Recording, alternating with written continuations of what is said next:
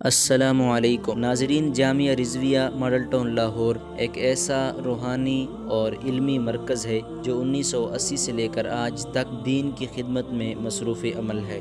آج نئے تعلیمی سال کے آغاز میں نئے آنے والے طلباء کو ویلکم کرنے کے لیے ایک تقریب کا انعقاد کیا گیا، جس میں جامعہ کے ناظمین، جامعہ کے اساتذہ کرام اور تمام طلباء نے شرکت کی۔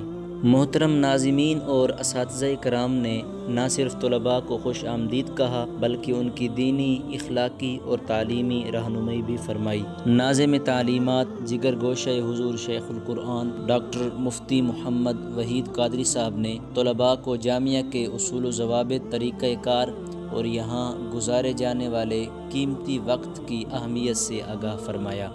جامعہ کا تعارف کرواتے ہوئے آپ نے بتایا کہ اب تک اس جامعہ سے 1200 سے زائد علماء کرام فراغت حاصل کر چکے ہیں۔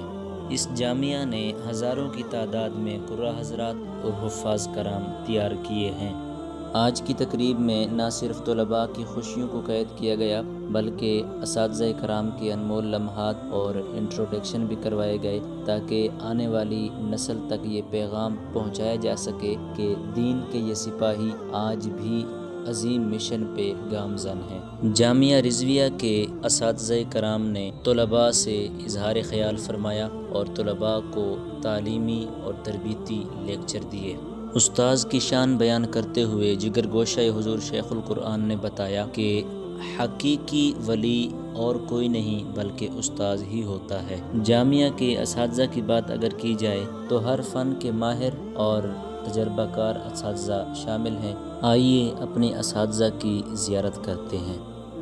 شیخ الحدیث مفتی محمد یعقوب قادری صاحب، شیخ الحدیث مفتی رب نواز قادری صاحب، شیخ الحدیث مفتی سلیمان سعیدی صاحب، شیخ الحدیث مفتی عبدالغفار نقشبندی صاحب، شیخ الحدیث مولانا زاہد عزیز صاحب، شیخ الحدیث مولانا بشیر احمد کلاسرا صاحب، شیخ الحدیث مفتی محبوب حسین توسوی صاحب، فخر القراء قاری محمد سلیم چشتی صاحب، ڈاکٹر ناصر محمود نقشبندی صاحب،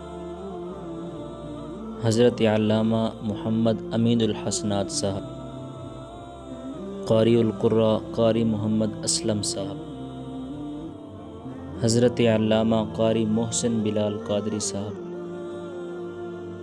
محفل کے اختتام پر ناظم اعلیٰ جامعہ رضویہ ماڈل ٹاؤن لاہور محترم آغا محمد جاوید گوہر قادری صاحب تشریف لائے اور آتے ہی آپ نے سارے اساتذہ کو سلام کیا۔ اساتذہ کرام اور طلباء نے آپ کا بھرپور محبت کے ساتھ استقبال کیا۔